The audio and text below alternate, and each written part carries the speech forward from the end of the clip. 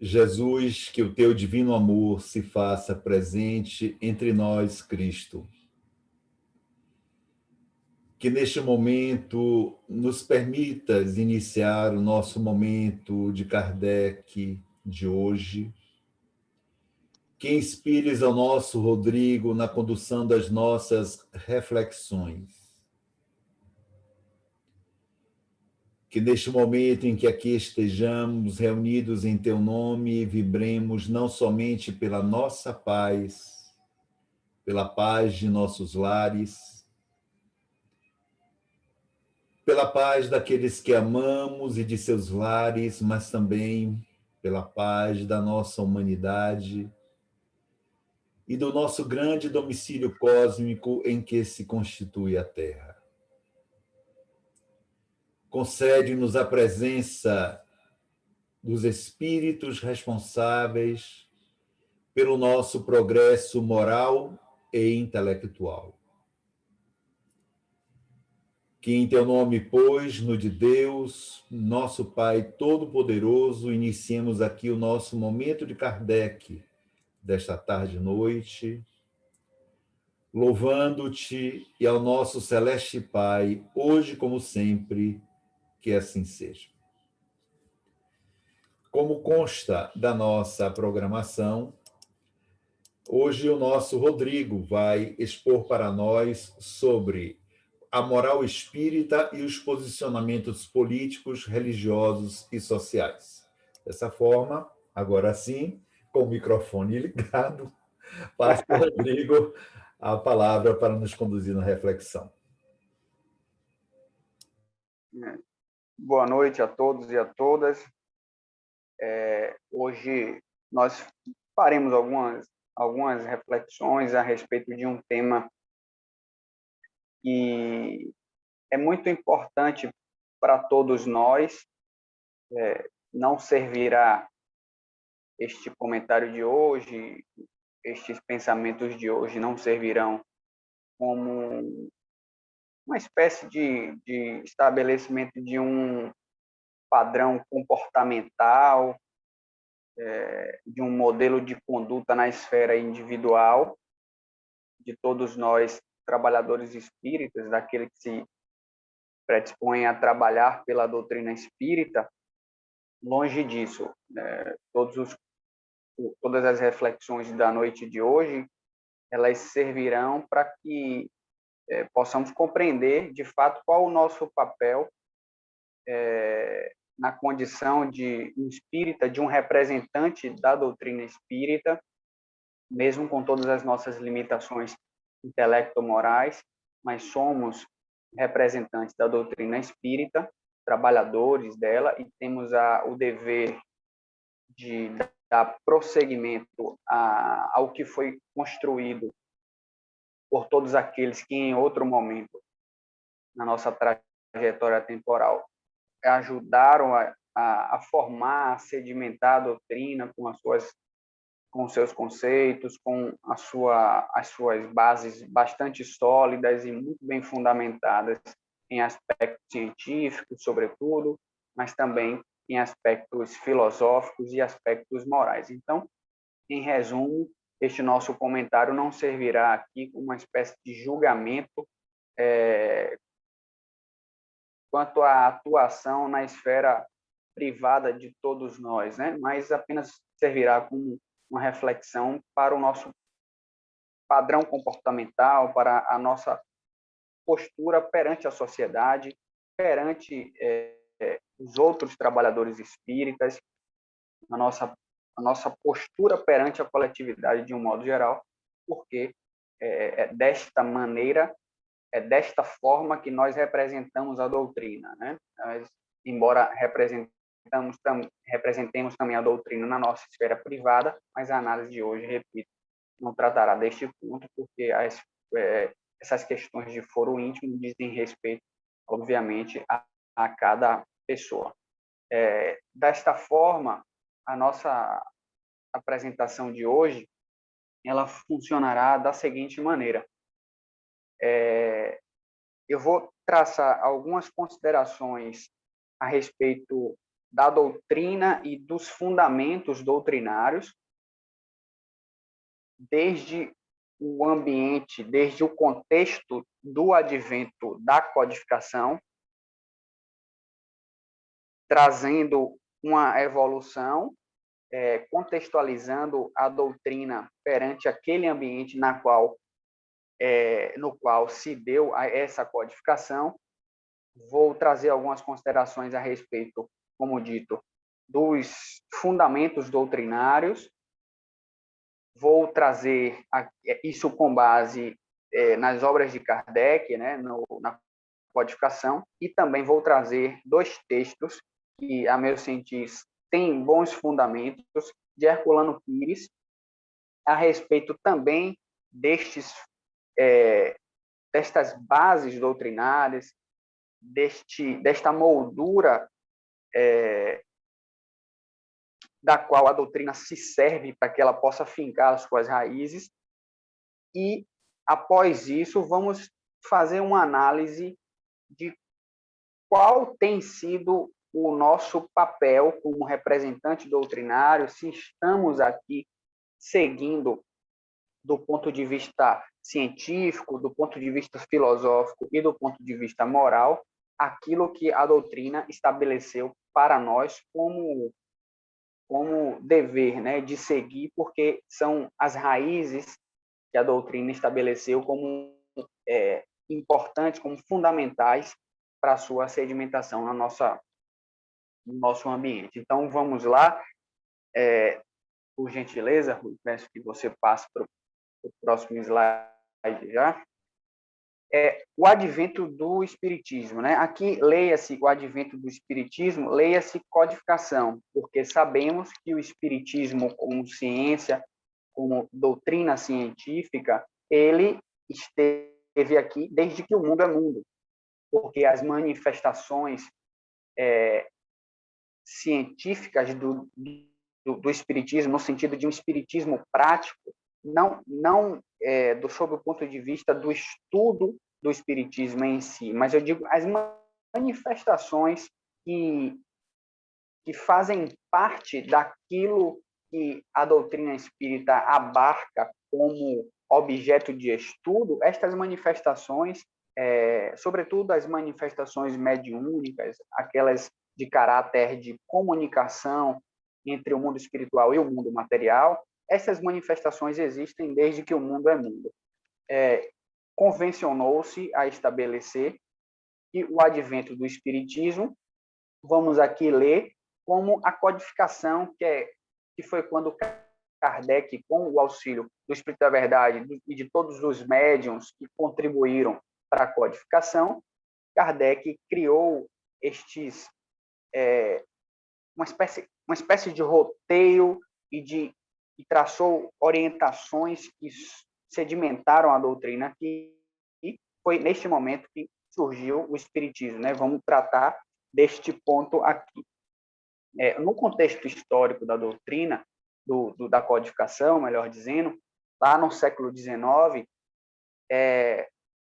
o ambiente em que a doutrina surgiu, no qual a doutrina surgiu, era um ambiente de absoluta consolidação das ideias iluministas. Era um ambiente bastante propenso ao desenvolvimento dos métodos racionais, ao desenvolvimento do Instituto da Racionalidade em si. Era um ambiente social bastante voltado para este aspecto do saber, e isto, obviamente, funcionou como uma espécie de alavanca poderosa para o desenvolvimento do estudo da doutrina, porque aqueles que estavam voltados para o estudo dos fenômenos mediúnicos, das manifestações mediúnicas, em sua grande maioria, já eram aqueles que estavam voltados para o estudo sob um método da racionalidade em outras ciências, né? No ramo acadêmico em geral. Então, já havia uma predisposição nestas pessoas em estabelecer métodos racionais de estudo, e isso contribuiu para uma melhor compreensão das manifestações científicas da doutrina, e exemplos disso temos o livro dos médiuns, que é um roteiro prático, temos o próprio livro dos espíritos, que é um roteiro bastante, muito bem fundamentado. Temos também as obras, aí num período posterior, de Aksakoff, obras de outros estudiosos, cientistas, a respeito destas manifestações do espiritismo prático, e isso, este ambiente voltado para um apego à racionalidade, né? Isso contribuiu bastante para a sedimentação da doutrina aqui. Houve, neste período, alguns avanços científicos, foi um período marcado por profundos avanços científicos, o que também, de fato, contribuiu para essa melhor compreensão dessas manifestações do espiritismo prático, sob o ponto de vista político e social. Foi um período marcado pelo fim da escravização de pessoas em alguns países europeus, por exemplo, a França, em 1848, a Inglaterra, em 1834, mas, em compensação, ainda estava vigente o regime de exploração de pessoas sob a forma de escravização lá nos Estados Unidos e em outros países, como, por exemplo, o nosso. Então, era um ambiente ainda marcado por esta exploração de pessoas sob este modelo de trabalho, este modelo econômico. E é importante dizer que, na França, extinta a escravidão em 1848, na Inglaterra, extinta em 1834, isso não significa dizer que o olhar escravocrata estava superado naquelas duas sociedades. Sabemos que, quando há um rompimento jurídico e formal de algum modelo, seja ele econômico, seja ele um modelo de trabalho, ou até um modelo de ordenamento jurídico como um todo, há ainda resquícios do modelo anterior que são difíceis, muito difíceis de serem superados. Então, não é pelo fato de surgir uma norma jurídica que impeça, que proíba a escravização de pessoas, que isso, de logo, vai encerrar a escravização de pessoas e vai transformar a mentalidade escravocrata daquela época. Não é assim, nós sabemos que não é assim, porque o nosso país, séculos depois da formalização do fim da escravatura, ainda tem um modelo de exploração de mão de obra bastante fundamentado nessa herança escravocrata. Nós sabemos como as coisas funcionam. Então, não podemos fechar os olhos para isso. E nos Estados Unidos, ainda pior, por exemplo, que foi uma importante sede de surgimento das manifestações espíritas, né? Estava vigente, em pleno vigor, o regime escravocrata nos Estados Unidos, e sabemos as consequências deste regime ainda para a sociedade atual, as distinções sociais que ainda existem e são fruto deste modelo de exploração de pessoas. Então, foi neste ambiente que surgiu a doutrina espírita. E um ponto que é importante, surgiu a codificação, melhor dizendo, um ponto importante é que, após este modelo econômico, surgiu a Revolução Industrial. E, com a Revolução Industrial, advieram consequências econômicas, políticas e sociais muito importantes também, e que estabeleceram um novo padrão de exploração de pessoas. Então, houve a transformação de um padrão de exploração de pessoas sob um regime escravocrata para um novo padrão de dominação e de exploração de pessoas sob um regime industrial. Então, trocou-se as fazendas para a produção agrícola pelas indústrias, né? Sobretudo aquelas indústrias de manufaturados, de tecido, sobretudo na Inglaterra, por exemplo, e este novo modelo também estava fundamentado na exploração da mão de obra. Desta feita com uma pequena grande diferença, digamos assim, porque aí existia o pagamento, mas este pagamento, além de ser pouco, ele só existia para que o excedente de produção pudesse ser comprado pelas pessoas no mundo inteiro. Mas sabemos que houve profunda exploração de crianças, de mulheres e de trabalhadores, de um modo geral, naquele ambiente das fábricas que era muito injusto e muito explorador. Então, havia grandes distinções, havia profundas diferenças sociais, e foi neste ambiente que a doutrina espírita surgiu como codificação. Leiam assim, entendam assim. Vamos avançar, Rui, por favor? Então, neste contexto de muita dificuldade para o surgimento de ideias que defendessem um progresso, que defendessem avanços sociais, que defendessem uma maior participação popular, uma maior igualdade social, defendessem ideias progressistas de um modo geral. Neste ambiente surgiu a doutrina espírita com os seguintes temas que foram abordados profundamente pelos espíritos e também por Kardec. Então, trouxemos aqui alguns pontos importantes, não com a finalidade de esgotá-los, porque a codificação trouxe outros pontos muito importantes, mas apenas vamos exemplificar aqui alguns deles. Lá na Lei de Igualdade, em O Livro dos Espíritos, os espíritos trouxeram na codificação feita por Kardec ideias de igualdade natural, no sentido de que todos nós somos formados da mesma maneira e vamos ser conduzidos, à medida que formos evoluindo, para o mesmo destino, que é a perfeição relativa. O Livro dos Espíritos também nos trouxe, com a codificação de um modo geral, né? Mas especificamente falando do Livro dos Espíritos, nos trouxe profundas críticas às desigualdades sociais, estabelecendo-as como fruto da incúria humana, do egoísmo e do mau uso das faculdades humanas, não sendo algo decorrente de Deus, por exemplo. Trouxe ideias importantes a respeito da desigualdade das riquezas, no sentido de que é óbvio que em nossa sociedade vai haver diferenças, porque isso muitas vezes é fruto ou do esforço ou das maiores facilidades que a determinada pessoa tenha para ter acesso a essas riquezas. Isso é absolutamente natural, mas o que não é natural é que haja uma profunda distinção e que muitas pessoas, uma parcela bastante significativa da população, não tenha acesso ao mínimo de dignidade material, e isso os espíritos condenaram profundamente.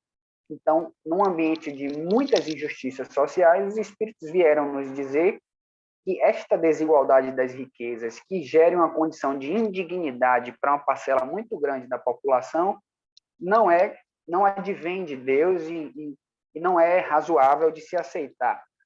Além disso, os espíritos nos trouxeram ideias de igualdade dos direitos do homem e da mulher. Sabemos nós que a sociedade da época e a sociedade atual, com alguns avanços, é preciso se reconhecer, mas ainda assim é bastante preconceituosa e trata de forma bastante desigual o homem e a mulher. Ainda nos dias atuais, sob o aspecto salarial, por exemplo, essa é apenas uma das hipóteses das espécies de desigualdade entre homem e mulher, a mulher ainda recebe muito menos do que o homem para realizar as mesmas atividades, o que é profundamente inadmissível. Imagine naquela época. E mesmo assim a doutrina veio para nos trazer, para jogar luz, melhor dizendo, sobre essa desigualdade e nos trazer a ideia de igualdade absoluta entre o homem e a mulher, porque não há nenhum fundamento que justifique qualquer desigualdade entre o homem e a mulher, respeitando, obviamente, as particularidades de cada gênero, mas não há fundamento que justifique qualquer política que estabeleça uma desigualdade entre o homem e a mulher. Avançando, por favor, os espíritos nos trouxeram na Lei de Liberdade profundas críticas ao regime de qualquer servidão em si, a escravidão de um modo geral, numa sociedade ainda muito marcada, uma memória ainda muito viva do regime escravocrata, veio nos trazer ideias de liberdade de pensamento, numa sociedade que era profundamente influenciada pelas ideias da Igreja Católica. Vamos aqui lembrar que Kardec sofreu represália quando ele tentou estabelecer os seus métodos baseados lá, que ele aprendeu lá em Verdun, de Pestalozzi. Ele sofreu essas represálias, ele foi perseguido, digamos assim, porque ele não tinha esta liberdade de pensamento e também essa liberdade de consciência. A liberdade intelectual, de um modo geral, era profundamente afetada naquela sociedade, e a doutrina espírita veio nos trazer ensinamentos a respeito da necessidade de se garantir a liberdade de pensamento, a liberdade de crença e a liberdade de consciência, tá? Então, é importante que tenhamos isso em mente. Avançando, Rui, por favor. Lá na Lei de Justiça, Amor e Caridade, também no Livro dos Espíritos, os Espíritos nos trouxeram a ideia da função social da propriedade, que é um conceito juridicamente estabelecido aqui no Brasil como ordenamento jurídico, como norma jurídica, mas ainda muito distante de uma eficácia satisfatória desta ideia de função social da propriedade. Aqui não há nenhuma defesa aqui não há nenhuma cruzada contra o direito da liberdade. O que os espíritos vieram nos dizer é que essa propriedade pode e deve ser exercida, mas desde que ela... Aqui é uma interpretação que eu faço, dando algum tom jurídico a este tema, desde que ela respeite a função social da propriedade. Isso é importante. A doutrina espírita, ela defende e defenderá sempre o direito à propriedade, porque é fundamental, o direito à propriedade é um direito fundamental, mas ele precisa ser exercido e gozado obedecendo à função social da propriedade. Vocês estão conseguindo ouvir algum som?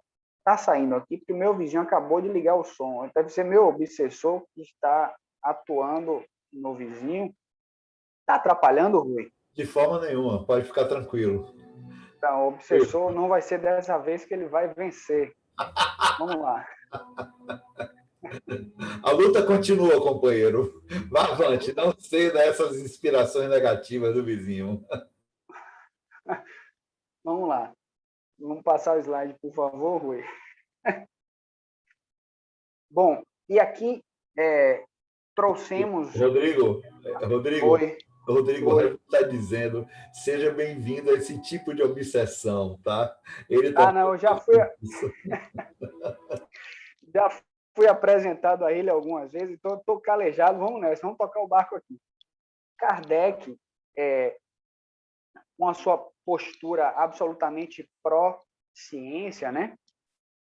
Ele nos trouxe lá, no preâmbulo do que é o Espiritismo, uma espécie de conceito do que é o Espiritismo, né? O Espiritismo é para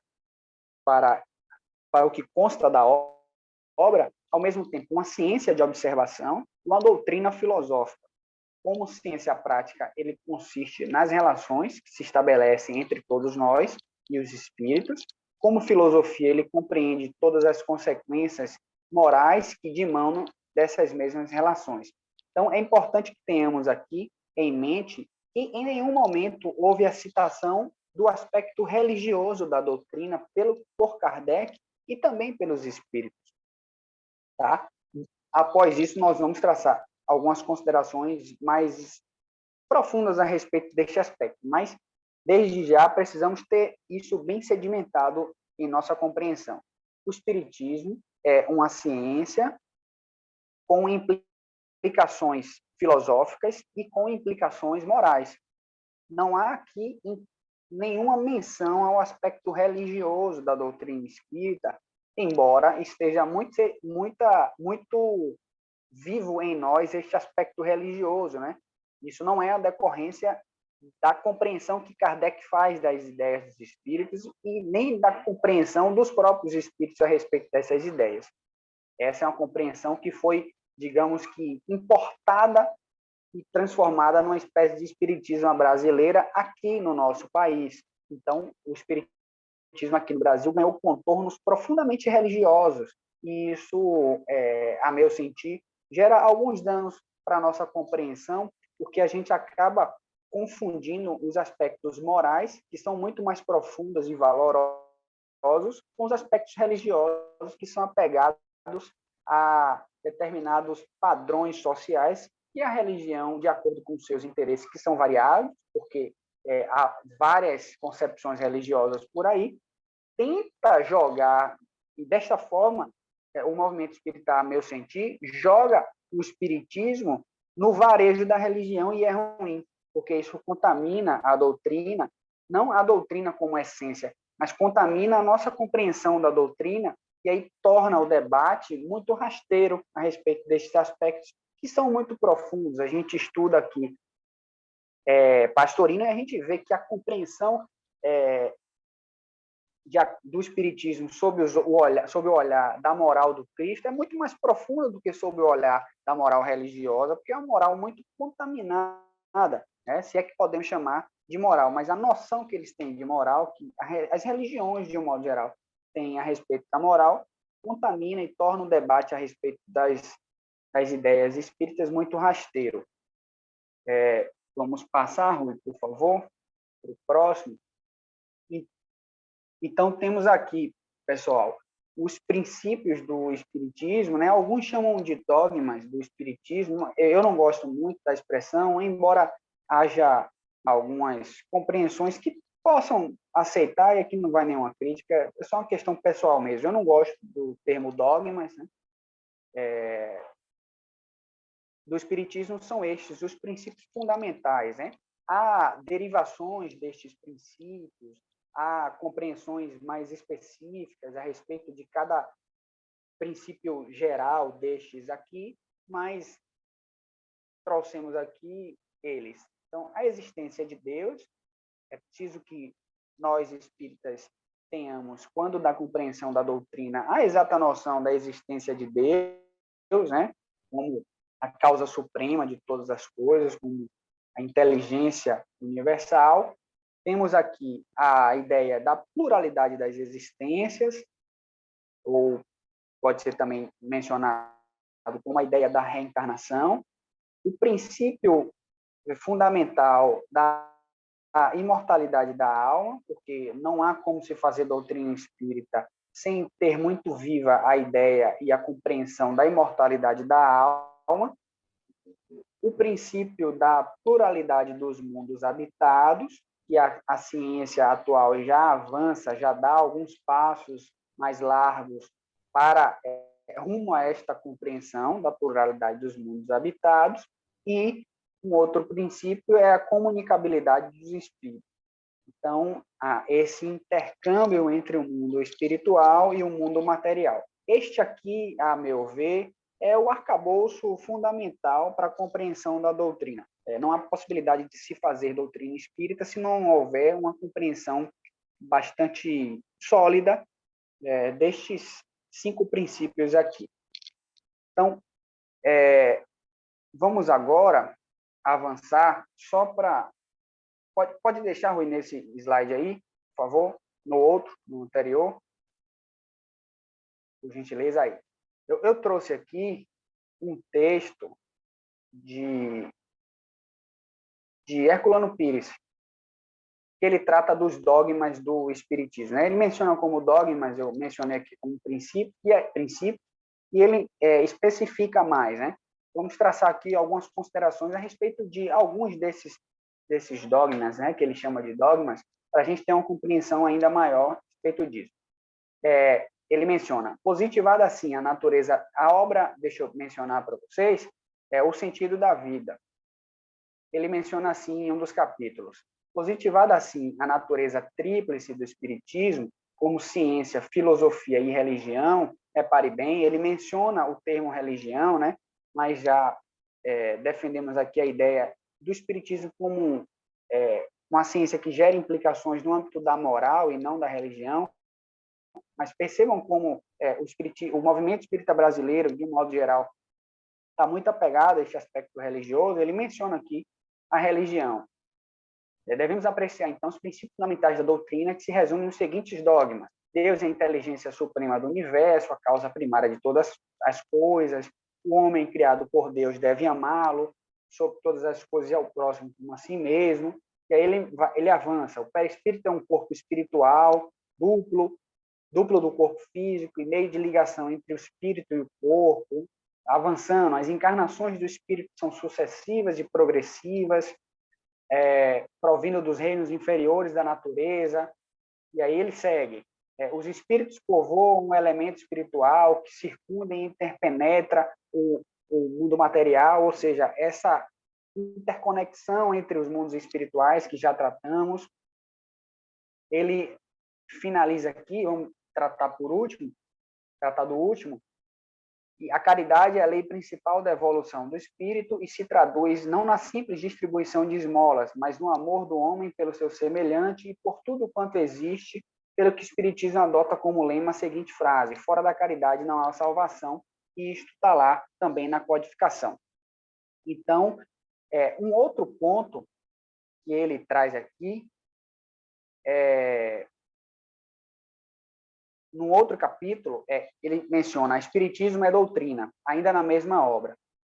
Ele faz a seguinte reflexão: muitas pessoas atraídas ao Espiritismo pela força dos fatos, mas pouco afeitas à leitura e ao estudo, costumam praticá-lo através dos anos como quem pratica um ofício qualquer, aprendido na prática, uma pequena oficina de arrabalde. E assim fazendo, ignoram a estrutura doutrinária, forjam para si mesmas uma interpretação do Espiritismo e procuram propagá-la como se fosse a suprema verdade. E aí ele avança no sentido de que, como compreensão, o Espiritismo envolve 3 aspectos fundamentais. De novo, ele repete: ciência, filosofia e religião. E aí ele nos traz a seguinte ideia: muitas pessoas dizem que bastaria isso para confundir na sua mente. Não entendem a possibilidade de conciliação entre esses ramos diversos e aparentemente contraditórios ou antagônicos do conhecimento humano. Mas ele, a meu ver, neste texto aqui, ele nos traz a ideia de que o Espiritismo é uma doutrina que possui bases sólidas e princípios a serem seguidos, e que qualquer compreensão que desborde desta moldura que o Espiritismo nos traz foge aquilo que Kardec defendeu, foge daquilo que Kardec estabeleceu e que os espíritos estabeleceram como compreensão da doutrina. E isso é importante que tenhamos em mente. Agora, voltemos, então, por favor, Rui, para o último slide da nossa apresentação e vamos traçar algumas considerações a respeito deste ponto. Vamos lá, Rui, por gentileza, no último. Aí, temos aqui os caracteres do espírita, os caracteres do verdadeiro espírita. Eu trouxe aqui como possibilidade de a gente debater isso. Eu penso da seguinte maneira: o espírita, para que ele possa ser de fato considerado um verdadeiro espírita, e isso está lá no Evangelho, né? A ideia do verdadeiro espírita como um verdadeiro cristão, pois são as mesmas coisas. Leia-se aqui cristão não como um seguidor do cristianismo estabelecido pelos homens lá de Constantino, mas a ideia daquele que segue o que o Cristo nos ensinou de fato, né? Os caracteres do verdadeiro espírita, penso eu, eles precisam obedecer a um modelo que Kardec e que os espíritas preconizaram. O primeiro ponto: eu não consigo ver lógica e conexão entre o indivíduo ser espírita e ele não defender, sob o ponto de vista sociológico e político e também científico, ideias progressistas. Porque o próprio Kardec nos trouxe o ensinamento de que quando o espiritismo divergir da ciência, ele nos orientou a seguir a própria ciência. Ou seja, a doutrina espírita, a meu sentir não, acho que é uma mera constatação. é uma doutrina essencialmente progressista, porque ela traz ideias de todo o conteúdo que trouxemos aqui evidencia o caráter progressista da doutrina espírita. A doutrina ela prega uma ruptura completa do modelo estabelecido quando da sua codificação. E aí uma conexão com Jesus Cristo. Jesus Cristo também trouxe a ideia de uma necessidade de uma profunda ruptura daquele padrão que estava estabelecido na sociedade quando ele veio aqui entre nós. Então, não há possibilidade, a meu sentir, de nós, trabalhadores espíritas, não defendermos ideias progressistas, porque isto viola profundamente o que defende a doutrina. Repare bem, eu não estou aqui dizendo que na nossa esfera íntima, na nossa esfera de atuação privada e individual, não tenhamos comportamentos ditos conservadores, no sentido de que de determinados hábitos, mas hábitos privados, que não geram implicações para terceiros e para a sociedade. Então, o indivíduo ele pode, como trabalhador espírita, gostar de se vestir de uma forma mais arrojada ou de uma forma mais conservadora. Ele pode gostar de utilizar uma linguagem mais coloquial e outro pode gostar de utilizar uma linguagem mais formal, mais conservadora. Isso são aspectos da vida individual, aspectos do âmbito individual, do âmbito privado. Mas o indivíduo, a meu sentir, por exemplo, no âmbito político, ele não pode defender ideias que não tragam ideias políticas que não tragam avanços sociais. Porque avanços sociais eles não estão no varejo da interpretação dos modelos políticos como um todo. Avanço social é uma necessidade social. Não há possibilidade de o espírita não defender evoluções em direitos humanos, evoluções em direitos sociais, maior distribuição de renda, melhor distribuição de renda, maior acesso à educação e acesso à cultura, acesso aos meios de trabalho, acesso a qualquer direito e qualquer garantia, aquelas minorias que historicamente sofreram e ainda sofrem profundas perseguições pelo mero fato de existirem. Não há possibilidade disso. Não há possibilidade ainda no âmbito político de um trabalhador dito espírita defender determinados personagens do nosso mundo político que estabeleçam uma verdadeira cruzada contra o avançar da ciência.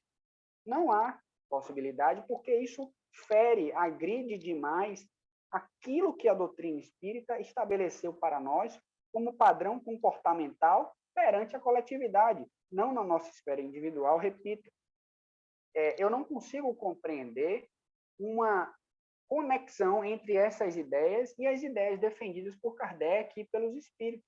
Seria a mesma coisa, a meu ver, que na época da sociedade, do contexto do surgimento, do advento da codificação, seria a mesma coisa que o Espírito da Verdade estabelecesse no livro Espírito. Não, precisamos defender este modelo aqui de família, modelo patriarcal, em que a mulher tem este papel social, e não, precisamos defender os valores decorrentes da escravidão, porque é assim que a sociedade se dá.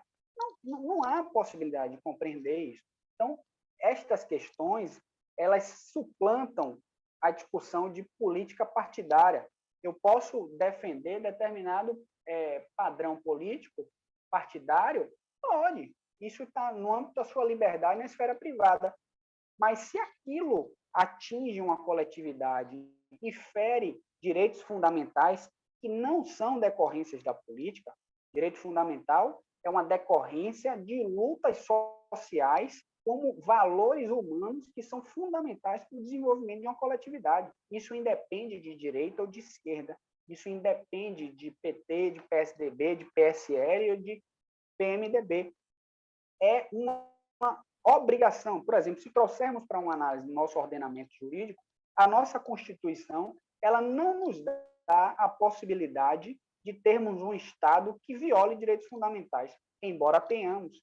Ela não nos dá essa autorização. Por quê? Porque há uma compreensão daqueles que têm o mínimo de bom senso na compreensão dos direitos, de que estes direitos suplantam qualquer discussão a respeito da política. Isso é importante que tenhamos em mente. Sob o aspecto religioso, né, e aqui eu fiz um adendo, coloquei entre aspas, moral, não há possibilidade, mesmo no aspecto religioso, vamos fazer essa interpretação, que a meu sentir não é a correta, mas vamos para o âmbito religioso. Não há possibilidade de o trabalhador espírita ele ter hábitos católicos. Não há possibilidade de o trabalhador espírita entrar no salão do Nefa e se benzer, ficar rezando o texto. Não há possibilidade de um trabalhador espírita ir para a igreja se confessar com o padre. Não há, a meu sentir, qualquer conexão entre a doutrina e as religiões de matrizes africanas. E aqui não vai nenhuma crítica a estes segmentos religiosos. Apenas não são a mesma coisa. E é preciso que se respeite isso, porque Kardec estabeleceu isso para nós. E os espíritos também estabeleceram isso para nós. Se o indivíduo quer seguir qualquer outro segmento religioso, que ele siga, mas ele não diga que ele é espírita, porque não é. Porque não há possibilidade de entrarmos numa sala mediúnica e nos benzermos. Não é um gesto que não é nosso. Kardec não defendeu isso, não está em nenhum escrito da doutrina espírita, não está na codificação. Este é um padrão comportamental que se espera de nós como dever. Nós não temos esta liberdade de atuar fora desta moldura que a doutrina estabeleceu para nós. Não há possibilidade de um indivíduo ir numa cartomante, de um indivíduo ir ver uma cigana para ler a mão, de um indivíduo trabalhar na cultura de reflexões e de meditações ligadas a religiões do Oriente. Não há esta possibilidade. Uma coisa é outra coisa, uma coisa é uma coisa, outra coisa é outra coisa, porque é isso que se espera de nós. Porque se nós, representantes da doutrina espírita, fizermos uma salada de frutas, a gente atenta contra a própria doutrina. Então, qual é o nosso papel? Nós estamos seguindo a doutrina corretamente ou estamos fazendo salada de fruta? Porque se é para fazer salada de fruta, é melhor ir embora. Se é para fazer qualquer coisa, qualquer baderna e chamar aquilo de espiritismo, desculpa, vai embora. Porque, repare bem, eu fui fazer uma experiência no YouTube. Eu falei, vou ver algumas palestras espíritas, vou escrever aqui, espiritismo. Rapaz, espiritismo e não sei o que lá da psicologia. Espiritismo e não sei o que lá das reflexões profundas. Eu não vi nada praticamente de Kardec. Aí, quando tinha de Kardec, era o olhar de Kardec sobre a filosofia, a psicologia de não sei o quê.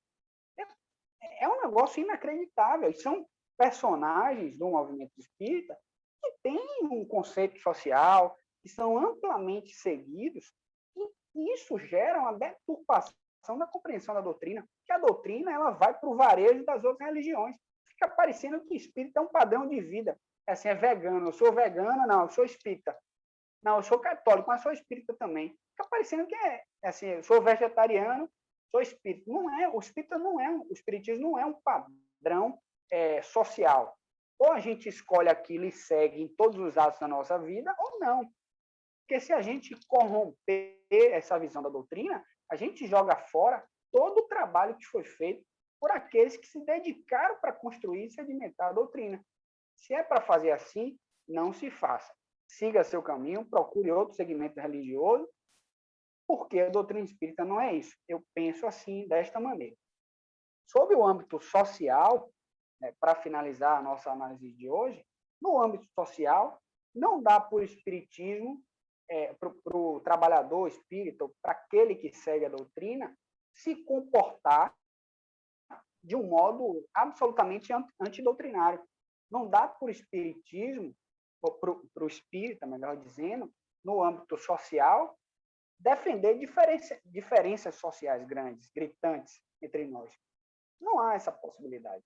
Não há a chance de um indivíduo defender determinados conceitos familiares que não se sustentam, não param em pé nos dias atuais. Então, quando a gente gente prega aqui a ideia de garantias às minorias, não tem como a gente, não, eu tolero a homossexualidade. Não, eu sou um simpatizante dos homossexuais. Não, não é. Não pode ser assim. Não pode. Eu não gosto da política de cotas. Não tem como se fazer isso, porque isso é algo muito mais profundo para nós. É um dever nosso reparar danos que já cometemos na nossa herança reencarnatória. Ou seja, essas garantias a minorias, elas não servem como privilégios a essas minorias. Elas são correções estabelecidas por políticas públicas a partir de uma constatação de profundas diferenças sociais históricas que geraram isso. Então, eu, Rodrigo, por exemplo, no meu âmbito privado, eu poderia muito bem questionar a política de cotas, mas eu não posso fazer isso. Não posso. Isso agride demais a doutrina espírita. Por quê?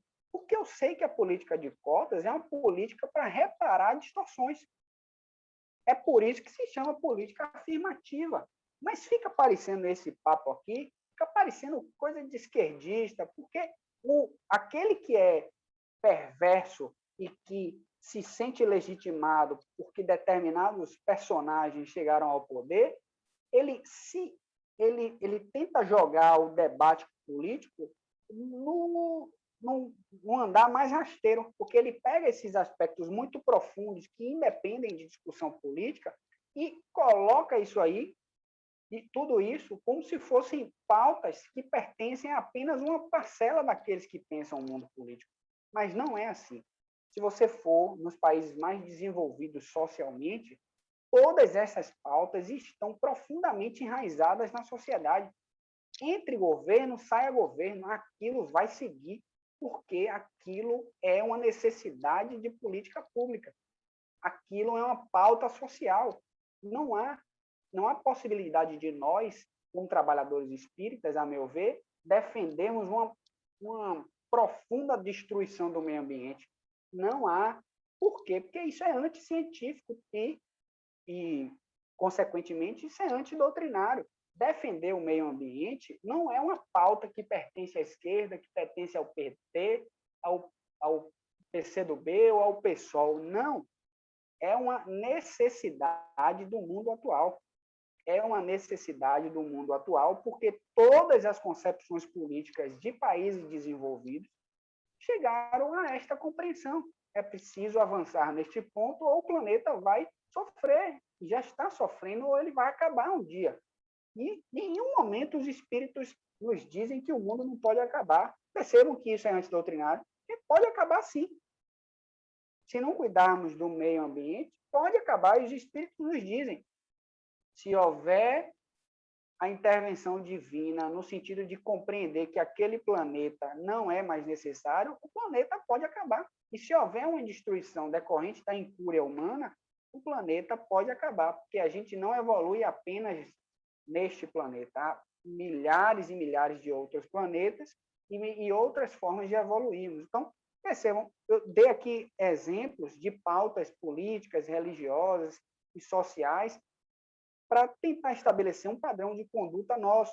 Não é uma análise, repito, da esfera privada do indivíduo. Eu não quero saber com quem você namora, com quem você não namora, de que forma você se veste, de que forma você fala. O que eu quero saber é, naquele comportamento seu que possa gerar um reflexo do que você é, mas para a sociedade, se você quer ser um representante espírita, se comporte como tal. Adote esses posicionamentos, porque, a meu ver, é isso que Kardec defendeu. Imagina só se Kardec, quando da codificação, dissesse para os filhos, vocês estão dizendo isso aqui sobre a escravização de pessoas, né? Mas não vou botar não, porque a sociedade hoje ainda defende, então isso aqui, politicamente, pode prejudicar a análise do livro. Os espíritos iam dizer, Kardec, cai fora, vamos colocar isso aqui com outra pessoa, um substituto, porque tem que colocar. Isso aqui é a essência da doutrina. É a essência da doutrina espírita e não pode fugir disso, porque agride muito a compreensão da doutrina espírita. Então, é essa reflexão que eu tento fazer para que a gente possa avaliar o nosso comportamento. E aí eu avalio o meu também. Eu estou sendo um verdadeiro espírita na minha vida, não uma esfera privada, mas na minha vida, eu adoto posicionamentos que se coadunam com o que Kardec defendeu e defende até hoje. Essa é uma reflexão que, a meu ver, devemos fazer para seguir tocando o nosso barco como representantes da doutrina espírita, sob pena de jogarmos fora todo o trabalho que foi feito por todos aqueles que construíram e ajudaram a construir a doutrina espírita, sejam os médiuns, sejam os estudiosos, sejam até os céticos, mas que ajudaram a sedimentar a doutrina espírita, porque eles também têm a sua parcela de contribuição na construção de um espiritismo muito sólido. Desta forma, eu encerro aqui a nossa análise de hoje, agradecendo a compreensão.